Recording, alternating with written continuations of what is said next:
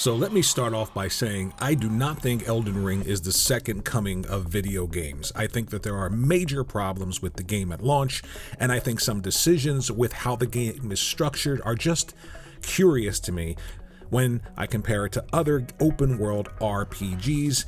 And if you like the game, fine. I mean, listen, I liked Crackdown 3, I know, but I'm not out here trying to sell Crackdown 3 to people, and I certainly don't think that it's the second coming of anything. The most positive praise has been heaped upon this game from pretty much everyone, and I think part of that comes from the need to be accepted. Most people want to be in the now with the now thing, and if 90 people are saying something is great, you don't want to be that one person that doesn't. But I think Metacritic is important, and I think the general consensus of everyone around the entirety of one industry coming together means something. So yes, the game is probably very, very good for the people that like this type of game.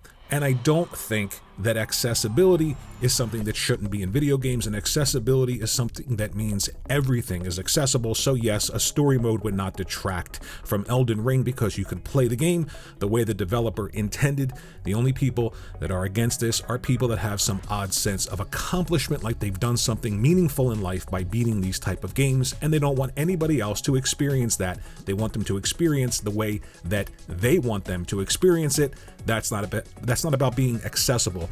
That's about being not accessible. So the cries of this is the way the developer intended the game to be made, as a sort of defense against that, it's very easy for a developer to just say, this is how the game is meant to be played. Take a look at Control, go into Control, set the difficulty to story. A message will pop up on the screen from Remedy, which says, this is not the way we intended this game to be played. However, we want everyone to experience the world of Control. So go get those trophies or achievements any way you want. No problem with that at all. It's just this entitled sense of we're part of the Souls group who beats Souls games and we are special. Now, argue about that in the comment section below, but this video is about the hypocrisy around social media gaming and people who are hugely successful, whether or not it's Xbox centric or PlayStation centric. Hear me out with this one.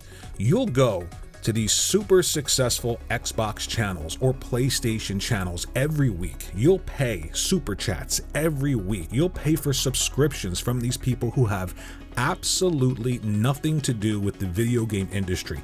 They've made nothing, they've done nothing. They simply have played video games like I have for a long time, and they talk about them in a way that gets people to come back over and over and over again, and then they build up a subscription base, they build up a number of followers, and that is seen as successful. The more followers you have, the more credible it seems the things that you say. And I want to point out the hypocrisy of this, because now you have actual developers who have a problem with Elden Ring. And yeah, they probably should have kept it to themselves or said it in a way that was a little bit better. But these are people who make video games. These are people who have made video games, and you can critique their games. You can say their games are no good, which is curious. A lot of people jumping to the, their games are no good. Some of those people are giving games like Halo Infinite at launch 10 out of 10. So again, where's the hypocrisy? Where's the credibility? But if those people are the problem now, right? Those people who make video games, who've created things, who've done things for years in the industry, are pointing out issues that they see in this game that are simply glossed over, and you have a problem with them.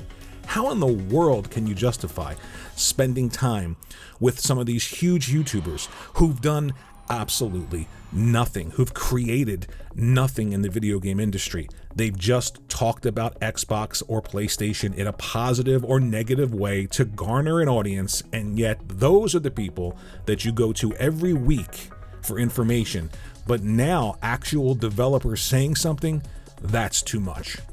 So yeah, no big secret, Elden Ring isn't for me. I find it to be incredibly frustrating, and I also find some of the flaws to be there, to not just be imaginary. they're not just glossed over because, hey, the game's just too hard, or, you know, you hear me say this and you say, well, the game's just too hard for him, so of course he's not going to like it. There are actual problems with this game. There are actual design choices that just don't make sense for an open world game, and those things should be pointed out.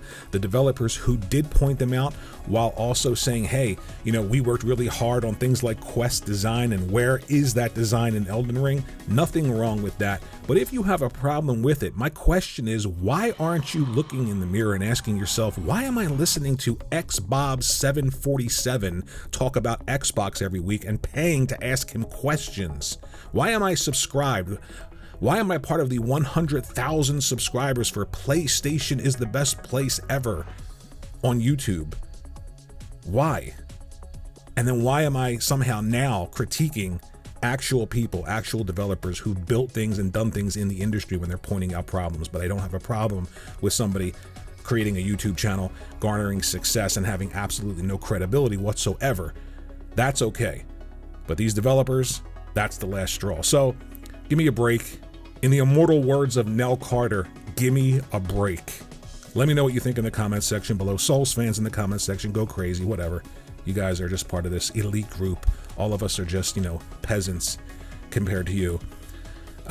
Think about, you know, doing all that stuff in the comment section again, and that's going to be the video, and I'll see you in the next one. Think about hitting that like button and maybe subscribe to the channel.